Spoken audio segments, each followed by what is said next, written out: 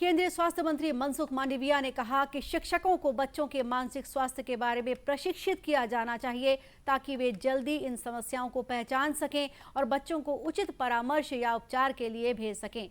UNICEF की वैश्विक report the state of the world children 2021 on my mind promoting protecting and caring for children's mental health को जारी करते हुए केंद्रीय स्वास्थ्य मंत्री ने शिक्षकों के प्रशिक्षण पाठ्यक्रम में मानसिक स्वास्थ्य की समझ को शामिल किए जाने पर भी जोर दिया। उन्होंने कहा कि कोरोना के समय उन्होंने भी मानसिक तनाव से बचने के लिए कई उपाय किए थे। उन्होंने कहा कि योग, प्राणायाम और साइकिल चलाने से उन्हें इस तनाव को कम करने में मदद मिली।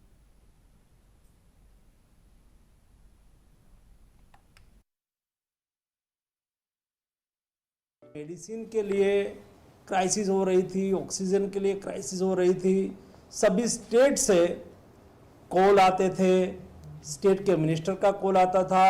हर दिन सुबह से मैं उठता था और शाम तक कोई किसी का इंडिविजुअल कॉल आ जाता था कि हॉस्पिटलाइज है मेरी माँ और ये इंजेक्शन नहीं मिलेगा तो दिक्कत हो जाएगी। ये सब मैं जब सुनता था तब मैं भी मेंटली स्ट्रेस में आ जाता था। ये स्ट्रेस का सॉल्यूशन कैसे लाए हम, स्ट्रेस से हम कैसे निकले?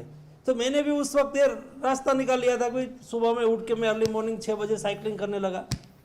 रेगुलर साइकिलिंग करता था, डीप ब्रीदिंग करता था, उठ के योगा करता था, तो उससे मुझे उससे रिलीव होता था।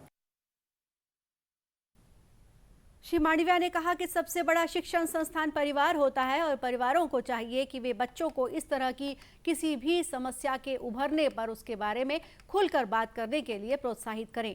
उन्होंने कहा कि आजकल परिवार में बच्चों और बड़ों में बहुत कम बातचीत होती है। उन्होंने कहा कि मानसिक स्वास्थ्य अंतर्निहित तरीके से शारीरिक स्वास्थ्य और कुशलक्षेम से जुड़ा है।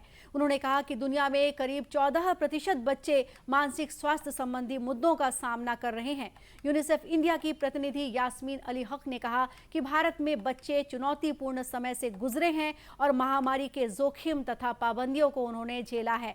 उन्होंने कहा कि बच्चों पर महामारी के मानसिक स्वास्थ्य पर प्रभाव के बारे में हम जो जानते हैं वह ऊंट के मुंह में जीरे के समान है।